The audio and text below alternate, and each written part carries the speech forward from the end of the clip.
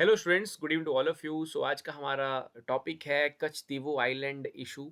सो students, Katchatheevu island issue जो है इस समय और ख़ास करके लोकसभा 2024 के इलेक्शंस को ध्यान में रखते हुए एक बहुत इम्पॉर्टेंट मैटर बन के सामने आया है। और इस मुद्दे पर भारत सरकार और अगर बात की जाए प्रधानमंत्री मोदी जी की और कांग्रेस के बीच में इसको लेकर के काफ़ी जुबानी जंग चल रही है। और स्पेशली अगर साउथ इंडिया की बात की जाती है तो साउथ इंडिया में जो बीजेपी का जो कैंपेन है उसको और गति देने के लिए भी ये मुद्दा काफ़ी जो है हाईलाइट किया जा रहा है भारत सरकार के द्वारा, यानी कि भाजपा के द्वारा इसको काफ़ी हाईलाइट किया जा रहा है। सो कश्तीव आइलैंड इशू है क्या, तो इसके बारे में हम थोड़ा समझने की कोशिश करेंगे। तो students, Katchatheevu is an uninhabited offshore island in Pulk Strait, and it is formed due to volcanic eruptions in the 14th century. And this 285-acre land was jointly ruled by India and Sri Lanka during the British rule. So ये basically जो भारत और श्रीलंका के बीच में जो है ये island बीच में आता है, कश्तीवू आइलैंड। और अगर इसकी हिस्ट्री की बात की जाती है तो राजा ऑफ रामनाथ, जो कि प्रेजेंट डे जिसको हम रामनाथापुरम कहते हैं, owned Katchatheevu island and later become the part of Madras presidency.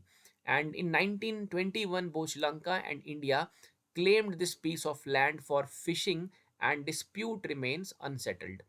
And after Indian independence, the country initiated means India initiated to resolve the pre-independence territory dispute.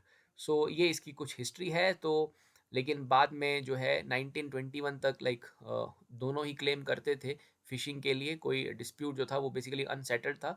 लेकिन उसके बाद भारत सरकार ने जो है इसको इनिशिएट किया ताकि इस मुद्दे को जो है रिजॉल्व किया जाए।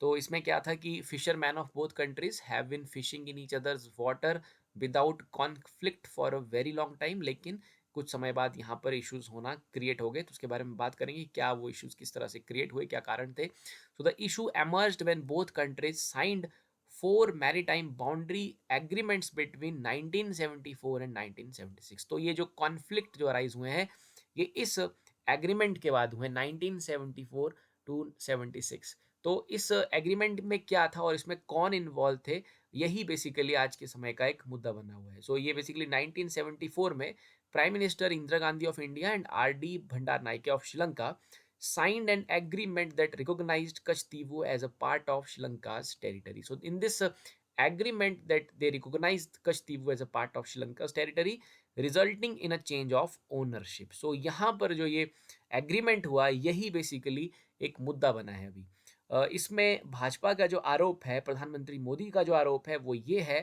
कि कांग्रेस ने जो है भारत के एक पोर्शन को, भारत के एक टुकड़े को अनकॉन्स्टिट्यूशनल तरीके के साथ श्रीलंका को दे दिया। So that is the current matter, जिसमें कि उन्होंने सवाल किए हैं कांग्रेस के साथ, जिसमें उन्होंने कहा है कि कांग्रेस ने भारत की एकता और अखंडता का के साथ खिलवाड़ किया है। सो ये बेसिकली एक इशू बना हुआ है, क्योंकि उस समय की जो प्राइम मिनिस्टर थी श्रीमती इंदिरा गांधी जी, तो वो कांग्रेस से थी, तो इससे भाजपा कांग्रेस पर आरोप लगा रहा है।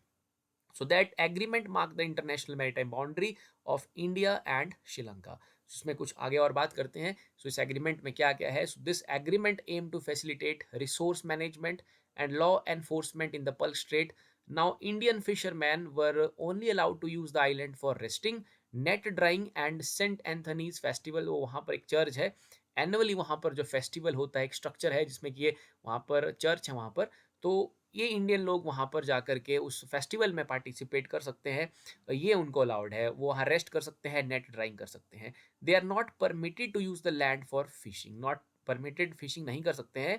However Indian fisherman continued trespassing the Sri Lankan boundary for better catch in the area. But कुछ समय से जो है the next few decades went well after this agreement, but the problem turned serious when the fish and the aquatic life in the Indian continental depleted, which resulted in the increase in number of Indian fishermen. So ये जो है कुछ कुछ वर्षों में जो है ये मुद्दा काफ़ी जो है इसमें कॉन्फ्लिक्ट फिर बहुत ज़्यादा आना अराइज हो गए, बिकॉज जो जो पॉपुलेशन है, जो फिश का पॉपुलेशन, एक्वेटिक लाइफ है, वो इंडियन कॉन्टिनेंट में डिप्लीट कर जाता है, जिस वजह से दबाव पड़ जाता है उस क्षेत्र में भी इंडियन फिशरमैन ज़्यादा जाते हैं। तो इससे जो है बेसिकली कॉन्फ्लिक्ट क्रिएट होता है। So they are also using modern fishing trawlers which can harm marine life and ecosystem. अब ये कॉन्फ्लिक्ट जो है वो अराइज क्यों हो रहा है कि इंडियन फिशरमैन वहाँ जा रहा है, उनकी बाउंड्री को ट्रेस पास कर रहा है, उनके एरिया में घुस रहा है, और जो एग्रीमेंट है उसको वायलेट कर रहा है। उस वजह से देखिए पहले भी एग्रीमेंट था, एग्रीमेंट के बाद भी कुछ समय तक सब चीज़ें सही रही, लेकिन ये जो दबाव पड़ गया वहाँ पर, ये जो भारतीय फिशरमैन जो है ज़्यादा वहाँ जाने लगे, उसकी वजह से ये इश्यूज और कॉन्फ्लिक्ट क्रिएट हो जाता है। सो इसके बारे में और भी हमारे पास कुछ डिस्कशन है, कुछ रिपोर्ट है, like on the statement available on the website of ministry of external affairs, the government concluded maritime boundary agreements with Sri Lanka in 1974 and 76, and these वही बात जो ऊपर की हमने, according to agreement the island on the Sri Lankan side, island lies on the Sri Lankan side of the Indian Sri Lanka international maritime boundary. The matter is still sub judice in the Supreme Court of India. The government has raised the issue at the highest political level with Sri Lanka, and according to the agreements, the issue was bilaterally resolved and has allowed Indians to visit the island for pilgrim without any requirement of visa. So ये तो बात इसमें रखी गई है agreement में कि वो रेस्ट कर सकते हैं, वहाँ जा सकते हैं, फेस्टिवल में पार्टिसिपेट कर सकते हैं, रेस्ट ले सकते हैं, ड्राइंग कर सकते हैं, नेट ड्राइंग कर सकते हैं. लेकिन अगेन वही प्रॉब्लम क्या है कि जो ज़्यादा अमाउंट में वहाँ पर फिशरमैन जा रहे हैं उसकी वजह से कॉन्फ्लिक्ट क्रिएट हो रहा है. लेकिन ये कॉन्फ्लिक्ट जो है वो भारतीय फिशरमैन जो हैं वो उसको फेस कर रहे हैं. लेकिन अब ये कॉन्फ्लिक्ट को उसका कारण समझा जा रहा है 1974 के उस एग्रीमेंट को, और वो 1974 का एग्रीमेंट जो है वो कांग्रेस के राज में हुआ है, जिसको भाजपा ने जो है उसका कड़ा संज्ञान लिया और मोदी सरकार ने उसके जो आरोप हैं वो कांग्रेस पर लगाए हैं. और बात अगर की जाए तो कांग्रेस ने भी इसका रिप्लाई दिया है कि 10 साल से इस इशू के बारे में भाजपा ने क्या किया फिर. सो दोनों तरफ से पॉलिटिकल चीज़ें चलती रहेंगी, लेकिन हम यहाँ पर समझने की कोशिश की हमने कि ये कारण क्या था और क्यों सरकार एक दूसरे पर आरोप लगा रही है, और ये क्यों इस समय का एक हॉट टॉपिक बना हुआ है. हॉट टॉपिक बनने का कारण भी क्या है कि भाजपा जो है वो अपने लिए तलाश कर रही है, अपना भविष्य तलाश कर रही है साउथ इंडिया में. सो डेफिनेटली ऐसे मुद्दे जो हैं आपको देखने को मिलेंगे, नए मुद्दे या पुराने मुद्दे जो भी हैं देखने को मिलेंगे लोकसभा इलेक्शंस के पॉइंट ऑफ व्यू से. सो इसमें क्या है दोस्तों, अगर मैं इस रिपोर्ट की बात करता हूँ, इस न्यूज़ की बात करता हूँ, ये 2023 अक्टूबर की है, जिसमें कि 27 इंडियन फिशरमैन वर अरेस्टेड. उनको अरेस्ट किया गया, वो श्रीलंका के एरिया में थे, श्रीलंका के वाटर्स में थे, वाटर एरिया में थे. तो ये एक न्यूज़ है, लेकिन ऐसी बहुत सारी न्यूज़ हैं जिसमें भारत के बहुत से फिशरमैन जो हैं अरेस्ट होते आए हैं. सो इसको इसी अब रिसेंट अगर मैं पीएम मोदी जी के ट्वीट की बात करता हूँ या उन्होंने जो लोकसभा में कहा, so Modi came down heavily against Congress for giving away Kachtivu Island to Sri Lanka in 1974. PM accused the Congress and former Prime Minister Indira Gandhi of weakening India's unity, integrity, and interest.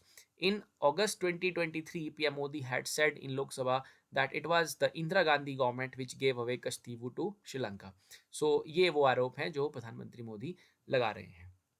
और अभी जो south में यानी कि तमिलनाडु की अगर बात करते हैं, तमिलनाडु में बीजेपी के प्रेसिडेंट हैं के अन्नामलाई, और ये काफ़ी उभरते हुए लीडर है भाजपा के कांग्रेस भाजपा के साउथ इंडिया में, यानी कि तमिलनाडु की बात की जाए तो has charge that the Congress and DMK gave Katchatheevu island to Sri Lanka.